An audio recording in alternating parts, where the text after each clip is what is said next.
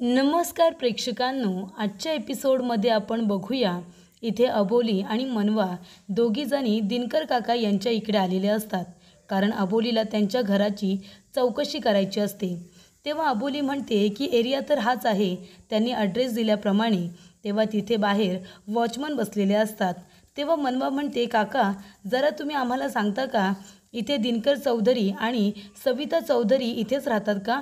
तेव्हा पाठीमागून एक काकू येतात आणि म्हणत असतात की हो, दिनकर काका आणि सविता काकू इथेच राहतात. तुम्हाला त्यांच्याकडे जायचं आहे का? त्यांच्या पुतण्याचा क्रिसचा फोन आला होता मला. तुम्ही ते ॲडव्होकेट आहात का? तेव्हा अबोली म्हणते, हो मी ॲडव्होकेट अबोली अंकुश शिंदे. ताई तुमच्याकडे थोडा वेळ आहे का? मला थोडं तुमच्याशी बोलायचं होतं. तेव्हा त्या ताई म्हणतात, हो हो बोला ना, जे काही बोलायचं आहे ते बोला, मी तुम्हाला सगळं काही सांगेन. तेव्हा अबोली म्हणते, जरा ताई सांगाल का, म्हणजे सविता काकू ज्या आहेत ना, त्यांचा स्वभाव जरा कसा होता ते सांगा का? तेव्हा इकडे ताई म्हणत असतात की सविता काकूंचा स्वभाव खूपच छान होता. सगळ्यांशी इथे मन मोकळेपणाने बोलायच्या, सगळ्यांबरोबर चांगल्या मिळून मिसळून राहायच्या, कधी कुणाबरोबर भांडण नाही की तंटा नाही, सगळ्यांबरोबर प्रेमाने वागायच्या. खरंच सविता काकू आहे ना, खूपच जास्त चांगल्या होत्या. म्हणजे खरं तर कधी कधी मला असं वाटायचं की पौर्णिमाने नशीबच काढलं होतं की त्यांना सविता काकूंसारखी सासू मिळाली होती. अशी सासू मला मिळाली असती ना, तर मी स्वतःला नशीबवान समजले असते, असं सुद्धा त्या काकू आता म्हणत असतात. त्यांचा त्यांच्या सुनेवरती आणि त्यांच्या नातीवरती खूप जीव होता. तेव्हा अबोली म्हणते, त्यांची नात आता कुठे असते? तेव्हा काकू म्हणतात, ती पौर्णिमाची बहीण सुप्रिया.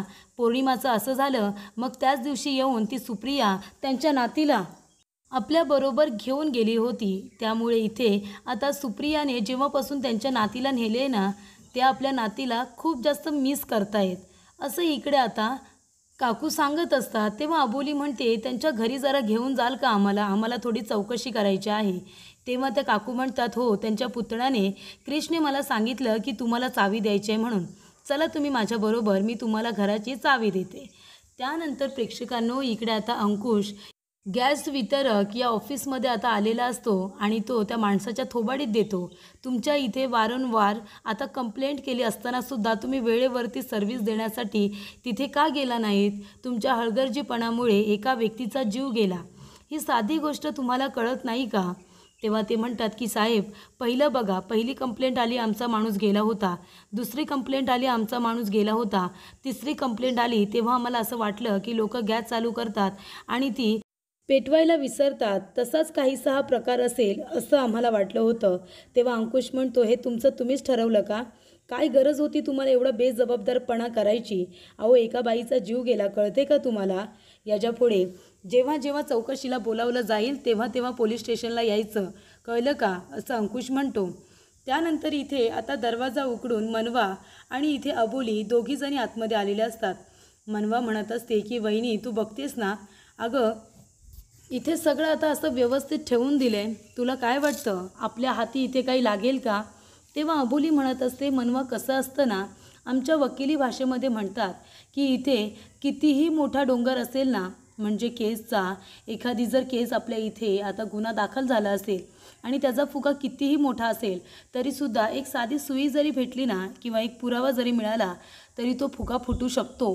ती एवढीशी सुई एवढा मोठा फुगा फोडू शकते. म्हणजे सगळे गैरसमज आपले दूर होऊ शकतात असं म्हटलं जातं. तेव्हा आता कितीही मोठा इथे आता डोंगर असू दे, कितीही मोठा फुगा असू दे, तो आपण फोडायचाच. आपल्याला एक पुरावा जरी मिळाला ना तरी आपण या केसची शहानिशा करू शकतो. पण आता आपल्याला इथे आपला 100% द्यायचं आहे. आपल्याला सगळं काही शोधून काढायचं आहे की आपल्याला नक्की इथे काय संशयास्पद दिसतंय, हे सगळं आपल्याला शोधून काढायचं आहे. तेव्हा इथे मनवा म्हणते ठीक आहे. तेव्हा इथे अबोली आणि मनवा शोधाशोध करत असतात. तेवढ्यातच मनवाला फोन येतो क्रिशचा. तेव्हा इथे क्रिसचा आवाज येत नसल्यामुळे ती म्हणते की वहिनी जाऊ दे, मी नंतर बोलेन, आधी आपण शोधाशोध तर करूया. अबोली म्हणते, नाही नको, काहीतरी इमर्जन्सी असेल, महत्त्वाचं असेल काहीतरी, जा बरं तू बाहेर जा आणि क्रिशबरोबर बोलून घे, तोपर्यंत मी इथे शोधाशोध करते. तेव्हा इथे मनवा क्रिसचा फोन घेऊन बाहेर गेलेली असते आणि ती त्याच्याबरोबर बोलत असते. तोपर्यंत इथे अबोली आता त्या घरामध्ये काही तिला सापडते का ते बघत असते. तर प्रेक्षकांनो, अबोली आता शोधाशोध करत असताना तिचं लक्ष जातं कुठे, तर भिंतीकडे. त्या भिंतीला फोटो लावलेला असतो, तो म्हणजे पौर्णिमाचा. तेव्हा अबोली म्हणत असते, कदाचित ही पौर्णिमाच असेल, सेम टू सेम सुप्रियासारखीच दिसते. तेव्हा इकडे अबोली म्हणत असते, काय झालं असेल ना हिच्याबरोबर, हिच्या नाकातली नथ ही तर तीच नथ आहे जी मला त्या आरशामध्ये दिसली होती. नंतरला हीच नथ सुप्रियाच्या मला बॅगमध्ये सुद्धा दिसली होती. नक्की काय चाललं हे माझ्याबरोबर. आणि प्रेक्षकांनो, इथे आता लाईट चालू बंद होतात. म्हणजे जसं आपण सिनेमा वगैरे कसा बघतो त्या पद्धतीने इथे गोष्टी आता घडत असतात. सगळ्या वस्तू हालायला सुरुवात होते. त्यानंतरला टेबलावरती ठेवलेली वस्तू अचानक दुसऱ्या बाजूला जाते. लाईट चालू बंद होतात. वारा सुटायला लागतो. त्यानंतर कपाटाचे दरवाजे बंद होतात उघडतात, बंद होतात उघडतात. अबोली आता खूपच जास्त घाबरलेली असते. अबोलीला असं वाटतं की हे सगळं काय होतं माझ्याबरोबर, हे मला भास होत आहेत का, की हे माझ्याबरोबर आता घडतं आहे. तिला काहीच कळत नसतं. तिचं लक्ष इथे पौर्णिमाच्या फोटोकडे जातं. पौर्णिमाचा फोटो बघितल्यानंतर अबोली खूपच जास्त घाबरते. कारण त्या पौर्णिमेच्या फोटोमधून तिच्या नाकातून तिला रक्त आलेलं दिसतं. तर इकडे आता नाकातून रक्त येते हे बघितल्यानंतर कुणीही प्रेक्षकांनो घाबरणारच. आणि तसंच इथे अबोलीसुद्धा घाबरते. जे काही सोफा वगैरे तिथे बसायला टाकलेला असतो ते सुद्धा हलायला लागतात. त्याच्यावरती जी गादी असते तीसुद्धा अशी वरती आलेली असते आणि हलत असते. त्यामुळे इथे अबोली आता घाबरलेली असते. पूर्णपणे ती टेन्शनमध्ये आलेली असते. अबोली बघते तर काय, तिकडे आता त्या पौर्णिमेच्या नाकातून रक्त आलेलं असतं. अबोलीला कळतच नाही की नेमकं हे सगळं काय घडतंय ना, बरोबर की नाही. म्हणजे आता नाकातून रक्त वगैरे येतं आहे, फोटोमधून नाकातून रक्त येतं आहे, हे खरं असू शकतं का, की हे मला भास होत आहेत, असा प्रश्न इथे आता अबोलीला पडलेला असतो. तेव्हा मनवा येते, तिच्या खांद्यावरती हात ठेवते आणि म्हणते, वहिनी काय झालं. तेव्हा अबोली म्हणते, नाही काही नाही. आणि इथे मनवा आल्या सगळ्या आता वस्तू जागच्या जागी स्थिर होतात. इथे आता पौर्णिमेच्या नाकातून जे रक्त येत असतं ते सुद्धा बंद झालेलं असतं. अबोली म्हणते, मनवा चल, सगळं सांगते, घरी चल. आणि आधी अबोली मनवाला घेऊन घरी आलेली असते.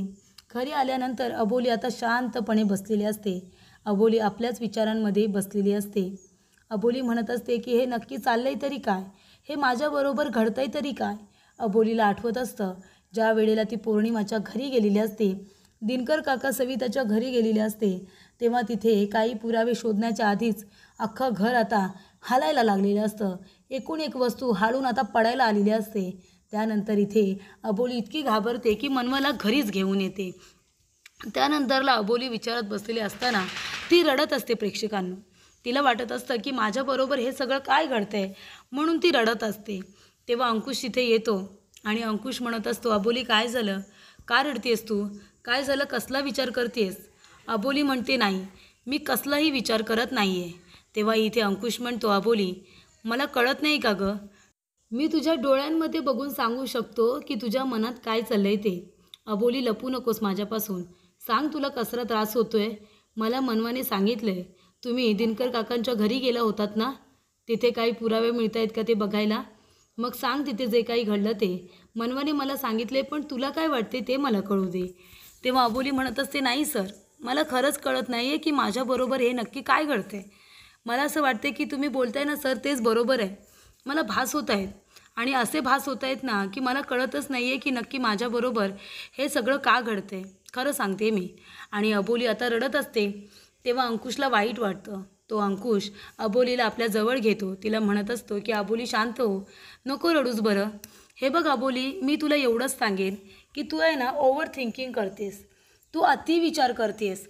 आणि तू अतिविचार करतेस ना, त्याच्यामुळे तुला हा तसा त्रास होतो आहे. तुला असे भास होत आहेत, ते तुला विचित्र भास होत आहेत ना, अतिविचारामुळे होत आहेत. तेव्हा तू इतके अतिविचार नको करूस, जेणेकरून त्याचा त्रास तुला होईल, तुझ्या तब्येतीवरती त्याचा वाईट परिणाम होईल. असं तू काही करू नकोस. चल बरं आता घरामध्ये चल आणि शांतपणे झोप, चल बरं. तेव्हा इथे अबोलीला मागून असा आवाज येतो की अबोली. तेव्हा अबोली आता पुन्हा मागे वळून बघते, कुणीही नसतं. अबोली म्हणते, सर कुणीतरी मागे आहे, मला आवाज दिला. तेव्हा अंकुश म्हणतो, नाही अबोली, तुझ्या मागे तर कुणीच नाही आहे. तेव्हा अबोली म्हणते, नाही सर, असं वाटतंय कुणीतरी आपल्याला बघतंय वाकून असं मला वाटतंय. तेव्हा अंकुश म्हणतो, नाही अबोली, अगं कुणीच नाही आहे इकडे. तेव्हा इथे अबोलीला असं वाटत असतं की हे भास फक्त मलाच का होत आहेत, अजून कुणाला का नाही होत. तेव्हा अंकुश अबोलीच्या डोक्यावरून हात फिरवतो. तिला म्हणत असतो की अबोली, तू नको काळजी करू, नको टेन्शन घेऊ. चल बरं तू आता आतमध्ये चल आणि शांतपणे झोप. कसलाही विचार करू नकोस, असं इकडे आता अंकुश म्हणत असतो अबोलीला. अबोलीला तो आता प्रेमाने उठवतो आणि तिला घरामध्ये घेऊन जातो. अबोलीच्या डोक्यामध्ये अनेक प्रश्न चालू असतात, कारण तिला असं वाटत असतं की तिच्याबरोबर जे घडतंय ते तिला दिसतंय, पण बाकी कुणालाच दिसत नाही आहे. बाकी बोलणारे सगळे काय बोलतात, तुला भास होत आहेत, तुला भास होत आहेत. म्हणून इथे आता अबोलीला टेन्शन आलेलं असतं की सगळ्यांना मी काय सांगू, कसं पटवून देऊ की मला जे होत आहेत ते भास नाही आहे, माझ्याबरोबर ते खरोखर घडतंय. पण नाही प्रेक्षकांनो, अबोलीवरती कुणीही विश्वास ठेवायला तयार नाही आहे. तेव्हा इथे अंकुश म्हणतो, मनवा तू अबोलीबरोबर गेली नाहीस का गं? मला वाटलं अबोली सकाळ सकाळ कुठेतरी बाहेर गेले तर तू गेली असशील. तेव्हा मनवा म्हणते, नाही दादा, मला थोडं बरं वाटत नव्हतं ना, तेव्हा वहिनी म्हणाली की तू येऊ नकोस, घरी आराम कर म्हणून. तेव्हा इकडे अंकुश म्हणतो, बरं बरं ठीक आहे. तेव्हा रमा म्हणत असते की मनवा जा, तू काहीतरी खाऊन घे जा बरं, तू काही खाल्लंस आणि आराम केलंस ना की तुला बरं वाटेल. तेव्हा अंकुश म्हणतो, हां जा मनवे जा, काहीतरी खा आणि आराम कर जा, मी बघतो अबोली कुठे गेले ते. तेव्हा अंकुश म्हणतो, मनवे तुझ्या हातात काय? तेव्हा मनवा म्हणते, काय माहिती दादा, इथे पडलं होतं, मला वाटलं महत्त्वाचं असेल म्हणून मी ठेवायला जात होते. तेव्हा कल्याणी देशमुख आत्मसंवादक असं त्याच्यावरती लिहिलेलं असतं. तेव्हा अंकुश म्हणत असतो की अबोली याच बाईबद्दल मला सांगत होती, मला हिच्याकडे जायला हवं आहे का? नक्की अबोलीला हिने काय सांगितलं आहे हे मला कळायला हवं. तेव्हा इथे अंकुश म्हणतो की नक्की ही आहे तरी कोण हे बघायला हवं. तेव्हा इकडे आता सचित राजेने येऊन अबोलीला काहीतरी सांगितलं, हिच्यामार्फतच सांगितलं असेल. नक्की काय आहे या बाईचं गुपित ते कळायला हवं. त्यानंतर इथे दिनकर काका आणि सविता काकू म्हणत असतात की अबोली, अगं बाई, लवकरात लवकर आम्हाला इथून बाहेर काढ गं, आमचं इथे दिवसेंदिवस राहणं कठीण होत चालले. अगं एक वेळ मी राहू शकते गं, पण यांना इथे राहता येत नाही आहे, त्रास होतोय गं त्यांना. मी कसं बसं राहू शकते, पण हे कसे काय राहणार? तेव्हा इकडे आता काका म्हणत असतात, अबोली बाळा, अगं खरंच सांगतोय मी, आम्ही काही नाही केले. अजून तुझा विश्वास बसलेला नाही आहे का गं? तू घेशील ना आमची केस? चौकशी केलीस का तू? तेव्हा अबोली म्हणते, काका मी चौकशी करते आणि हे बघा, तुम्ही निर्दोष असाल ना तर मी तुम्हाला लवकरात लवकर सोडवेन. तुम्ही अजिबात काळजी करू नका, पुरावे मी शोधते. मी गेले होते तुमच्या घरी, पण मला आता सुप्रियाच्या घरीसुद्धा जायचं आहे. सुप्रियालासुद्धा मला भेटायचं आहे. सुप्रियाची बाजू मला ऐकून घ्यायची आहे. त्यानंतरच मी ठरवेन की मी केस घेणार आहे की नाही. आता मी तुम्हाला काही सांगणार नाही आहे. पण काका, तुम्ही माझी मदत कराल का? तेव्हा काका म्हणतात, हो, तुला हवी ती मदत करायला मी तयार आहे, बोल ना बाळा. तेव्हा अबोली म्हणते की काका, तुम्ही मला फक्त सुप्रिया कुठे राहते तो ॲड्रेस देऊ शकता का? तेव्हा काका म्हणतात, का नाही देणार? तेव्हा इथे काका आता बरोबर सुप्रियाचा ॲड्रेस इथे अबोलीला सांगतात. तेव्हा अबोली तो ॲड्रेस ऐकल्यानंतर लगेचच म्हणते की ठीक आहे, मी या ठिकाणी जाते आणि आता सुप्रियाजवळ बोलते. तिचं काय म्हणणं आहे, तिची काय बाजू आहे ते सुद्धा मला ऐकून घेतली पाहिजे. तेव्हा काका म्हणतात, पण सुप्रियाला तर तू भेटली आहेस ना, तुला तर कळलंच असेल की स्वभाव तिचा नक्की कसा आहे ते. तेव्हा इकडे आता लगेचच अबोली म्हणत असते की हो, मला माहिती आहे तिचा स्वभाव कसा आहे, पण तिच्या स्वभावावरून लगेच तिला जज करणं हे कधीही चुकीचं नाही का?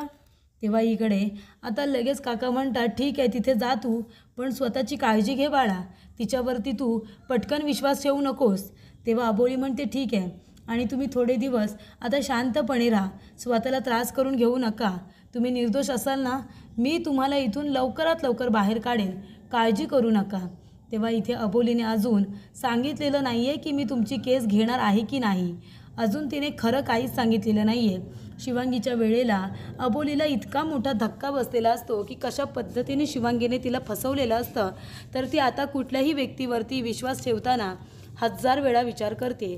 त्याचबरोबर प्रेक्षकांनो, इकडे आता अंकुश आलेला असतो कल्याणीकडे. तर इथे आता त्या ठिकाणी तिने रूममध्ये सगळ्या काळोख करून ठेवलेला असतो, दिवे वगैरे लावलेले असतात. तेव्हा अंकुश तिथे येतो आणि म्हणतो, काय चाललं आहे सगळं? तेव्हा कल्याणी म्हणते, ये अंकुश ये. तेव्हा अंकुश म्हणतो, तुम्हाला माझं नाव कसं काय माहिती? तेव्हा कल्याणी म्हणते, मला तुझं नाव माहिती आहे, मला तुझ्या बायकोचं नाव माहिती आहे, मला सगळं काय माहिती आहे, आणि तू इथे येणार हे सुद्धा मला माहिती होतं. तेव्हा इथे अंकुश म्हणतो, कसं काय? तुम्हाला कसं माहिती की मी इथे येणार होतो ते? तेव्हा इकडे आता कल्याणी म्हणत असते की मला सगळं कळतं, कारण मला दिसतं ना, मला भविष्यामध्ये जे काही घडणार आहे ना त्याचे संकेत मला आधीच कळतात. तेव्हा अंकुश म्हणतो, हो का? पण माझा तुमच्यावरती अजिबात विश्वास नाही आहे. माझी बायको इथे का आली होती? अबोली का आली होती आणि तुम्ही तिला काय सांगितलं? तो सचित राजे आला, तो बोलून गेला, हे काय तुम्ही तिला सांगितलं? काय भरवलं आहे तिच्या डोक्यामध्ये? ती तुमच्याकडून आल्यापासून अजूनच टेन्शनमध्ये आली आहे. हे नक्की काय आहे? तेव्हा इकडे आता कल्याणी म्हणत असते की अबोली इथे आली होती, मी तिला बोलावलं होतं, कारण काही गोष्टीचे संकेत मला तिला द्यायचे होते. सचित राजेला सुद्धा तिला भेटायचं होतं. त्यांनी तिला सांगितलं आहे की तिच्यावरती विश्वास ठेवू नकोस. तेव्हा अंकुश म्हणतो, अच्छा, सचित राजेला जाऊन 1.5 वर्ष झाली. 1.5 वर्षामध्ये एकही माणसाचा त्याने संकेत दिलेला नाही आहे. बरोबर आत्ताच त्याला 1.5 वर्षांनी कुणाचा संकेत द्यायचा आहे आणि दिला तर दिला संकेत, काय अर्धवट संकेत दिला आहे. त्या बाईवरती विश्वास ठेवू नको. आता ती बाई कोण आहे? हिचं नाव तरी सांगायचं ना. एवढं संकेत द्यायला आला होता तर सचित राजे, नक्की ती बाई कोण आहे? तिचं नाव सांगायचं. कोण खोटं बोलते हे कळू दे. सस्पेन्स ठेवला आहे. त्या बाईवरती विश्वास ठेवू नको. आम्ही कसं काही विश्वास ठेवायचा तुमच्या बोलण्यावरती? तुमच्या ह्या प्लॅनचा भाग तर नाही आहे ना? म्हणजे हे तुम्ही जे काही बोलताय, जे काही वागताय, हे सगळं तुमच्या प्लॅनचा भाग तरी नाही आहे ना? अबोलीला फसवण्याचा प्रयत्न करताय, मला फसवण्याचा प्रयत्न करताय. तेव्हा इकडे कल्याणी म्हणत असते, हे बघ अंकुश, मी कुठल्याही प्लॅनचा भाग नाही आहे. मी निमित्त मात्र. मी आत्म्यांबरोबर संवाद साधते आणि ज्यांना इथे आत्म्यांना ज्या व्यक्तीबरोबर संवाद साधायचा असतो त्यांची मी भेट गाठून देते, बाकी काही नाही. तर इकडे सचित राजेला अबोलीला आता एक मेसेज द्यायचा होता, म्हणून मी त्यांचा संवाद करून दिला होता. तेव्हा इथे अंकुश म्हणतो, हे बघा, तुम्ही कितीही काही बोलात ना, या भापट कथांवरती माझा अजिबात विश्वास नाही आहे. मी नाही ठेवत ह्या अशा गोष्टींवरती विश्वास. त्याच्यामुळे आता तुम्ही खरं खरं सांगा की अबोलीला तुम्ही काय सांगितलेत, काय भरवले तिच्या डोक्यामध्ये? तेव्हा इकडे कल्याणी म्हणते, अंकुश, मला माहिती आहे तुझा या गोष्टींवरती विश्वास नाही आहे, तू नाही मानत या गोष्टी. पण एक गोष्ट मी तुला सांगते, तुला याची प्रचिती नक्की येईल. काळ तुला या सगळ्या गोष्टींवरती विश्वास ठेवायला भाग पाडेल. कालांतराने सगळ्या गोष्टी तुला स्पष्टपणे दिसतील. असं सुद्धा इथे आता कल्याणी सांगत असते. तेव्हा अंकुश म्हणतो, मला नाही ऐकायचं तुमचं काही. आणि हे बघा, खरं खरं काय आहे ना ते सांगा. कशाला आलाय तुम्ही इथे? अचानकपणे आलात काय? अबोलीला भेटलात काय? तिला इथे भेटायला बोलावलंत काय? म्हणजे नक्की तुमचा हेतू काय? काय प्लॅनिंग करून इथे आले आहेत ना, प्लॅनिंग प्लॉटिंग करून? ते आम्हाला पण कळू दे. या अंधश्रद्धा आहेत सगळ्या अंधश्रद्धा, आणि या अंधश्रद्धा पसरवणाऱ्यांना मी अटक करू शकतो. तुम्हाला माहिती नाही आहे का? अंधश्रद्धा पसरवणाऱ्यांना इथे पोलीस लोक अरेस्ट करू शकतात.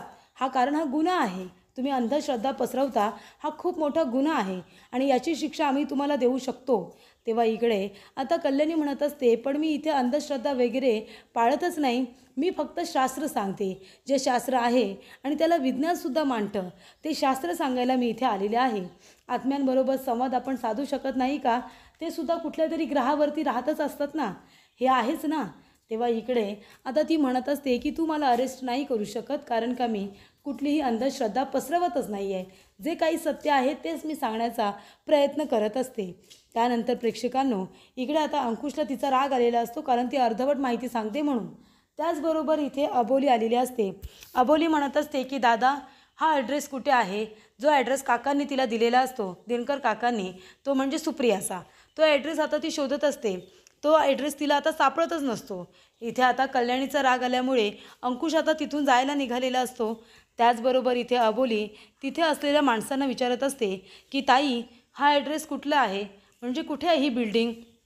त्याच्यानंतर तिथे काही मुलं बसलेली असतात. त्यांनासुद्धा अबोली विचारते की दादा, हा ॲड्रेस कुठला आहे? ही बिल्डिंग कुठे आहे? ते दादा म्हणतात की नाही, ह्या एरियामध्ये अशा नावाची बिल्डिंग कुठेच नाही आहे. तेव्हा इथे अबोलीला प्रश्न पडतो की नक्की काय घडतं आहे? म्हणजे काकांनी जो ॲड्रेस मला सांगितला आहे त्या ॲड्रेसवरती सुप्रिया राहतच नाही का? म्हणजे सुप्रिया नक्की कुठे राहते? हे तिने लपून ठेवले की काय?